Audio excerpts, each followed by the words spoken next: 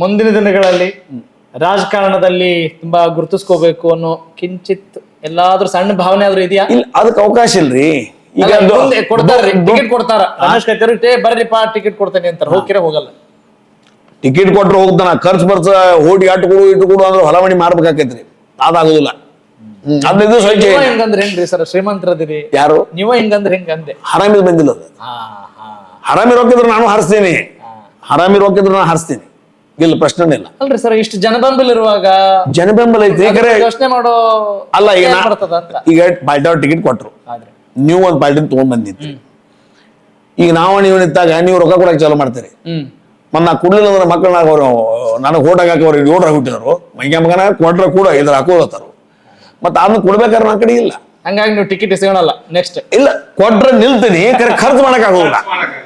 ಕೊಟ್ರೆ ನಿಲ್ತಾನೆ, ಕೊಟ್ರೆ ನಿಲ್ತಾನೆ, ಅಲ್ಲ ಕೊಟ್ರೆ ನಿಲ್ತಾನೆ, ಖರ್ಚು ಮಾಡಕ್ ಆಗುದಿಲ್ಲ.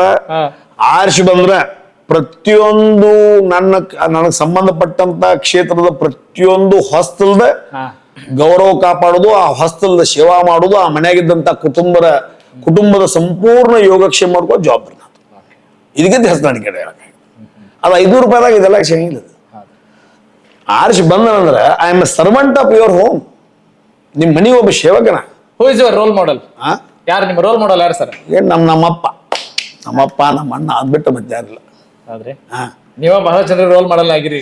ಏನ್ ಹಾಗೇನಿಲ್ರಿ, ನಾವೇನಿಲ್ಲ. ಇಷ್ಟ ಏನ ಆಗಿನ ಜನನಾಯಕ ರಾಮಕೃಷ್ಣ ಹೆಗಡೆ ಅವ್ರನ್ನ ಬಹಳ ಸಮೀಪದಿಂದ ನೋಡಿದೀನಿ, ಮಾತಾಡಿಸ್ಕೊಂಡಾರ. ಅವ್ರ ವೇದಿಕೆ ಮ್ಯಾಗ ಇದ್ದಾಗ ಭಾಷಣ ಮಾಡಿದೀನಿ.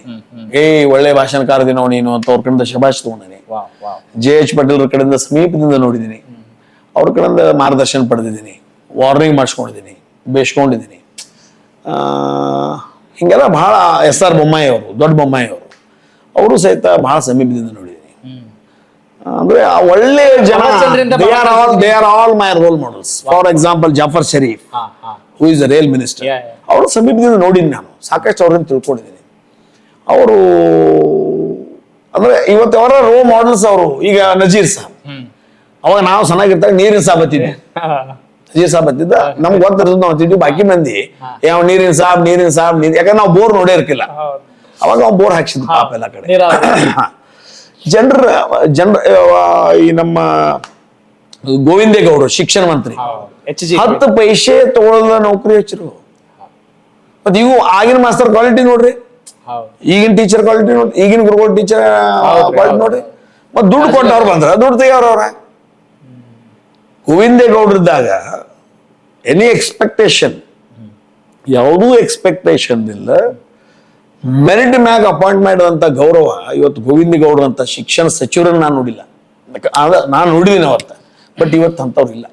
ನಿಮ್ಮ ಪ್ರತಿ ಮಾತಲ್ಲೂ ಕೂಡ ಸಮಾಜದ ಬಗ್ಗೆ ಕಾಳಜಿ, ಒಂದಿಷ್ಟು ಕೃತಜ್ಞತೆ ಕಾಣೋದನ್ನ ನಾನು ನೋಡ್ತಾ ಇದ್ದೀನಿ. ಅದು ಬಹಳ ಇಂಪ್ರೆಸಿವ್ ಆಗಿದೆ.